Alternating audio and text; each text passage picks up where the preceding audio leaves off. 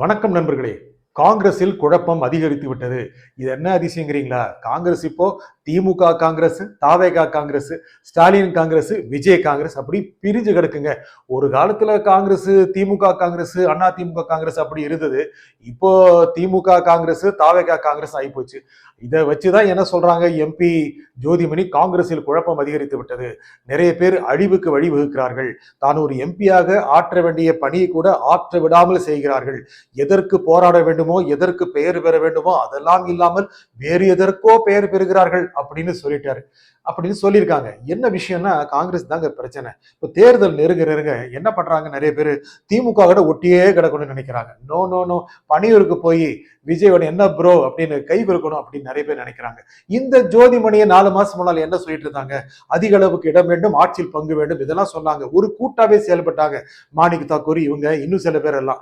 இப்போ சடால மாத்திட்டு 29 தேர்தல் வருகிறது அல்லவா, மக்களவை தேர்தல். அதுல மீண்டும் ஒரு முறை கரூரில் இருந்து மக்களவை உறுப்பினராக தேர்ந்தெடுக்கப்பட்டு அப்போது ஆட்சி அமைக்கும் ராகுல் காந்தி, பிரதமர் ராகுல் காந்தி தலைமையில் ஒரு அமைச்சராக வேண்டும் அப்படிங்கிற எண்ணம் இருக்குங்க. காங்கிரஸ் ஆட்சி அமைத்தால் இவங்க நினைக்கிறாங்க எப்படியும் அடுத்தது காங்கிரஸ் ஆட்சி தான் அப்படின்னு.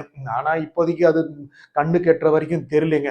எம்பியாவது ஆகும், அது திமுகவோடு ஒட்டி கிடந்தால் தான் முடியும் அப்படின்னு நினைக்கிறாங்க. நிறைய பேர் நினைக்கிறாங்க இளம் தலைவர்கள் காங்கிரஸ்ல நிறைய இடங்கள் வேண்டும், ஆட்சியில் பங்கு வேண்டும் அப்படின்னு நினைக்கிறாங்க. மூத்த தலைவர்கள் நேரா ஸ்டாலினை பார்த்துட்டு கைகுலுக்கி விட்டு இந்த உறவு பலமானது, எப்போதுமே நிரந்தரமானது அப்படின்னு பேசுறாங்க. இப்ப ப சிதம்பரம் என்ன சொன்னாரு? ப சிதம்பரம் கூட என்ன சொன்னாரு? திமுகவோட கூட்டணி நிலைக்குது அப்படின்னாரு. இந்த கூட்டணியே முடிவாகல, நிலைக்குதுன்னு சொன்ன என்ன அர்த்தம்? அவங்க எத்தனை இடங்களுக்கு கொடுப்பாங்க? அவங்க ஏற்கனவே இல்ல நாங்க 38 இடம் வேணும் அப்படின்னு போய் கேட்ட மாதிரி தெரியுது. அது கேட்காட்டியும் வெளியில சோசியல் மீடியால கசிய விட்டாங்க காங்கிரஸ்காரங்க. என்னது 38 இடமா அப்படின்னு அண்ணா அறிவாலையும் அப்படி குமரி போச்சான். 18 தானே ஆரம்பிச்சோம், 18 அப்படிங்கும் போது காங்கிரஸ்காரங்க 18 கொடுக்கறாங்க இல்லவா, என்னங்க போன தடவை 25 வாங்கணும்ல, 25 18ஆல் குறைவதுதான் வளர்ச்சி அப்படிங்கிற மாதிரி காங்கிரஸ் நிறைய பேர் பேச ஆரம்பிச்சிட்டாங்க. திமுக சௌகரியமா தான் இருக்கு, ரெண்டா அடிச்சுக்குவாங்க. கடைசியில தேர்தல் நெருங்க நெருங்க பார்த்தோம்னா 18 18 20 22க்கே அப்படி படிஞ்சிரும் காங்கிரஸ் அப்படின்னு நினைக்கிறாங்க. தூரத்துல ராமதாஸ் வர பெரியவர் காத்துட்டு இருக்கிறாரு, தேமுதிக எழுத்தெல்லாம் காங்கிரஸ் போனா போதுங்க அப்படின்னு நிறைய பேர் திமுக பேச ஆரம்பிச்சது நிறைய காங்கிரஸ்காரர்களுக்கு உள்ளூர மிகுந்த கலக்கத்தை உருவாக்கிருச்சுங்க. மறுபடியும் எப்படி எம்பி ஆவது அப்படின்னு நினைக்கிறாங்க. விஜய் அவரு கரூருக்கு முன்னால காட்டின மிகப்பெரிய வேகம் அதுக்கு பிறகு கொஞ்சம் கீழே போய்விட்டது, அதுல மறுக்க முடியாது.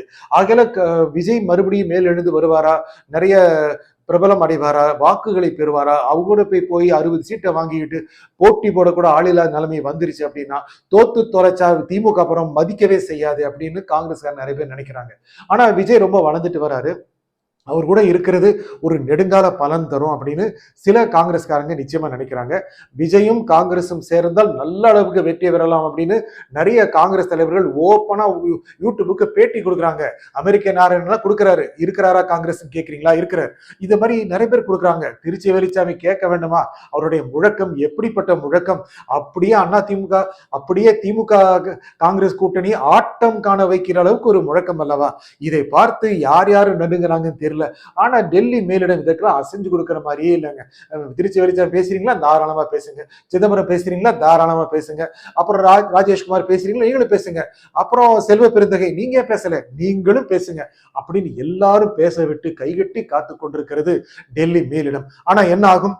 இந்த பேச்சுக்கள் எல்லாம் மீறி காங்கிரஸ்குள்ள குழப்பம் இருக்கு. எப்பவுமே தேர்தல் வரும்போது குழப்பம் இருக்குங்க. உங்களுக்கு தெரியும் 96ல திமுக கூட போகணும் அப்படின்னு பெரும்பாலான காங்கிரஸ்காரங்க நினைச்ச போதுதான் காங்கிரஸ் பிளவுபட்டது. தமிழ் மாநில காங்கிரஸ் உருவானது. ரஜினி வாய்ஸ் கொடுத்தாரு, பெரிய ஸ்வீப் அடிச்சாங்க, ஜெயலலிதாவே சட்டப்பேரவை தேர்தலில் தோத்தாங்க. இதெல்லாம் நடந்தது. ஆனால் மறுபடியும் அப்படி ஒரு எழுச்சி வருமானு சொல்ல முடியாது. காங்கிரஸ் அப்போ இருந்த பலத்துல இப்ப இல்லை. அது அப்போ இருந்த பலத்துல காவாசி கூட இல்லைங்க. ஏதோ திமுகவில் ஒரு பலத்துல ஓடிட்டு இருக்கு.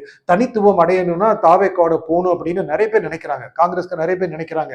இல்ல முடியவே முடியாது அப்படின்னு சொல்லி நிறைய பேர் இழுத்து பிடிச்சு உட்கார வச்சிருக்காங்க. அநேகமா டெல்லி மீறிடம் அதற்கான முடிவை தான் எடுக்கும். திமுகவோடு கைகோர்த்து இருக்கும். பாயி பாயி சகோதரா இதெல்லாம் பேசிட்டாங்க. ஆகையில அது மாறக்கூடிய வாய்ப்பு ரொம்ப கம்மிங்க.